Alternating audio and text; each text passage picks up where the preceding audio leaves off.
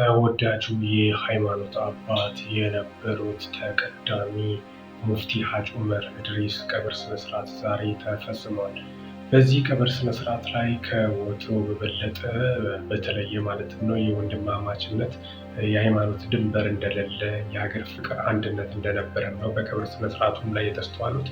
የኦርቶዶክስ ፓትርያርክ የሆኑት አቡነ ማትያስ ከልባቸው ሲያነቡ ትላልቅ የተለያዩ እምነት ተከታይ የሆኑት መሪዎች ከልባቸው ሲያዝኑና ሲያነቡ ተስተውሏል። በዚሁ ቀብር ስነስርዓት ላይ ለየት የሚያደርገው ነገር ቢኖር ማለትም ነው የእሳቸው ንግግር የሀገር ፍቅር ደግሞ አልፎም ደግሞ በሙስሊም እምነት ተከታዮች ወንድሞቻችን ዘንድ ታላቅ እንግዲህ በርካታ ቁጥር ያላቸው ሙስሊም እምነት ተከታዮች በዛው በቀብር ስነስርዓት ላይ እንደተገኙ ጭምርም ነው ከፒያሳ መስጊድ የተነሳው። ከዛ ደግሞ ወደ ሚሊኒየም አዳራሽ አስክሬን ሽኝት መርሃ ግብር የተደረገበት ሁኔታም ነው የተስተዋለው ማለትም ነው።